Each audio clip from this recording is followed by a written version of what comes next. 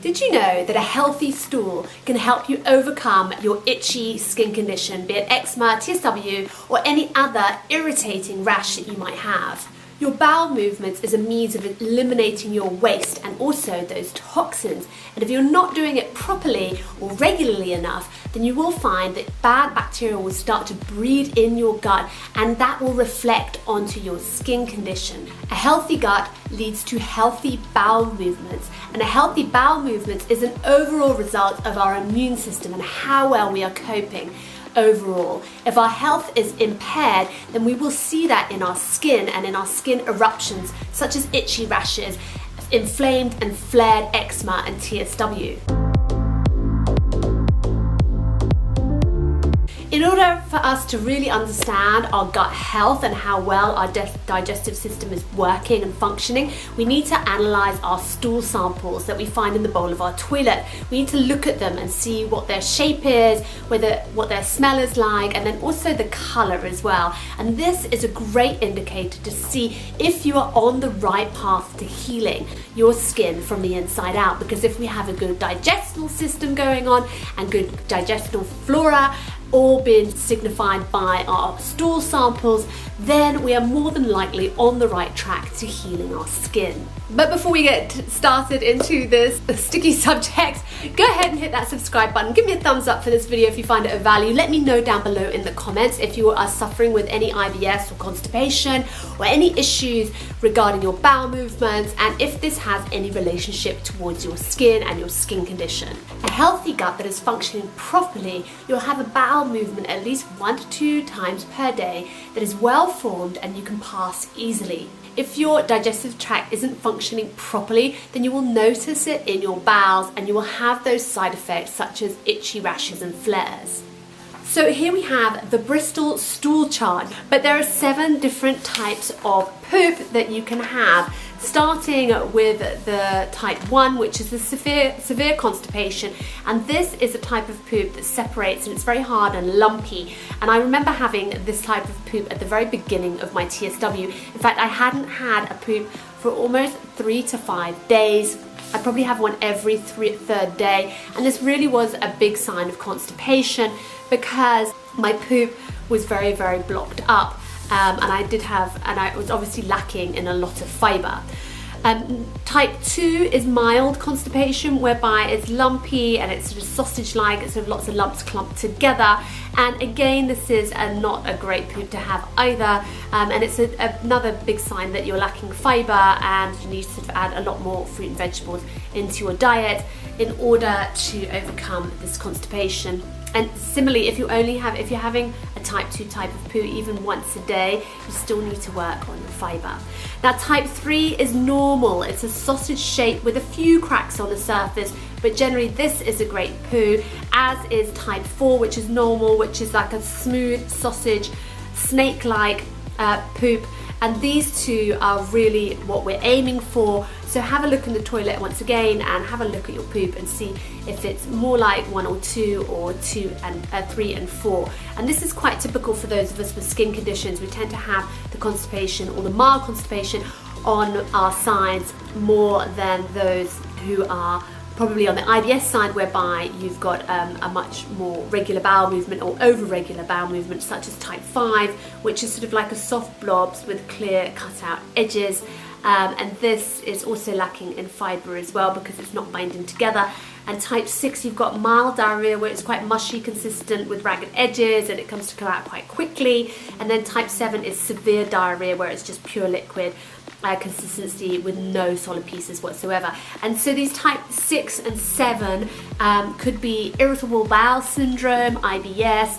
It could be issues with your diet. So let me know down below in the comments what type you think you are at the moment, because I think it's really interesting to understand the correlation between your skin condition and what your poop is looking like at the moment. Next up, we need to look at the colour of our poop, because the colour can be a great indicator as to how well we've absorbed certain nutrients as well. So first up, we have green. Now, if you have green poop, then do not fear, because often it actually just means that you've digested your food a little bit too fast, so all is well. Yellow, however, this can actually mean that you've not absorbed your natural fats as well as you should do, and this could be an issue with malabsorption, or it could be an issue with gluten. If you see any black poop or very dark poop, then it can actually indicate maybe you're taking some iron supplements, but if you're not taking iron supplements, then it could be caused to some sort of internal bleeding, either in the colon or in the digestional tract, so be aware of that. Next, you've got white poop, and white poop can actually mean that you've got some sort of obstruction going on in your bile duct, so make sure that you're aware of your colour. Red poop can also be an indication you've just been eating too many berries, but if you haven't been eating loads of berries, then consider more internal bleeding, either again in your colon or your digestive tract. Lastly, we've got floating poop, and this, although this isn't a colour, it just means that you've had some trapped gas which is trapped inside that bowel movement, and that's also totally normal. At the same time, it could be an indicator that you're not absorbing your fats and oils as well.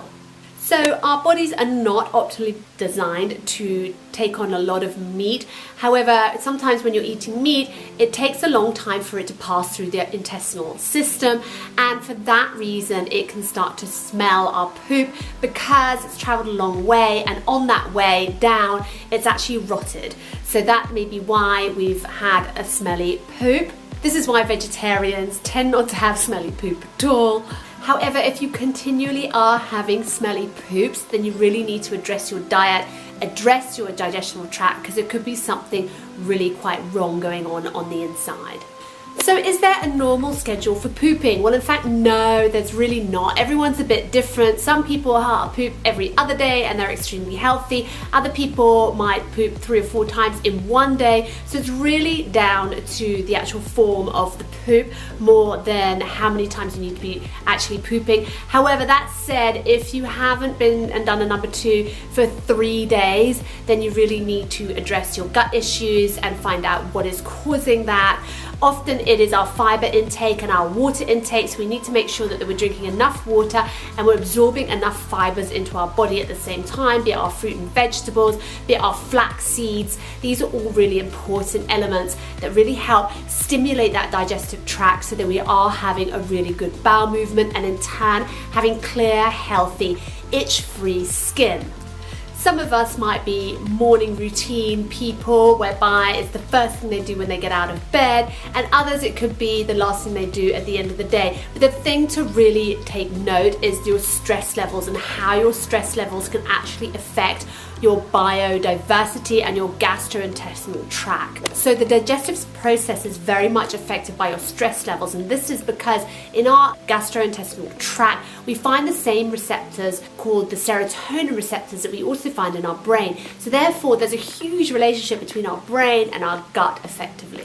When we are stressed, our intestinal walls actually contract, which can actually cause us constipation.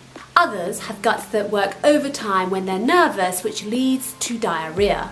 Irritable bowel syndrome, IBS, has definite links to those who are undergoing very high stress. So a few red flags to look out for. First of all is obviously your scheduling, so that you're pooping regularly, but at the same time you don't want to be pooping too often either. You need to ensure that you're not in any pain or straining, as this can also lead to hemorrhaging. Ongoing diarrhea can be a sign of a major health issue. It could be that you're intolerant to gluten or dairy, and this can lead to colitis or leaky gut. So there are a few do's and don'ts that we can be doing in order to maintain and create that good healthy stool that we're all seeking. So first up is your stress levels, really trying to undertake a really good stress management program, be it Binaural Beats, which I'll put in the link below, which are really good de-stressing sounds that you can listen to morning or evening, or when you're having a stressful situation, to help keep yourself relaxed and to really undertake and underpin those stress levels. Eat a rich fiber diet. Now this rings so true because the fiber is the binding agents that we need in order to have a healthy digestional tract. Meats and refined carbohydrates are really not good sources of fiber, and in actual fact they can actually cause a lot of blockages in our digestional tract. So make sure you are looking at your diet and including those healthy fruit and vegetables so that you can get as much fiber absorption into your tract as possible. This also leads me on to the next point, which is basically make a little diary for yourself, a little poop journal. You can also do it alongside your skin. I really recommend this so much, because if you can actually start taking a note as to what time you've pooped, what it looked like, what you ate that day, and you'll start to see a pattern, a correlation, so that then you know exactly what foods will help give you that good stool, which will probably be very good for you in terms of your skin and your skin recovery, versus the foods that are probably blocking that stool and that very good bowel movement that you need, and those are the foods maybe that you need to consider eliminating. Next up is avoiding coffee and alcohol. Now both of these actually dehydrate the colon. Next up is to look after your liver. Now the bile is what we have in order to break down our oils and our fats, and if we don't have this bile produced by our liver, then our system can become backed up, and that can lead to constipation. Taking something like milk thistle, which is a really good liver cleansing supplement, and I'll put it in the link below once again.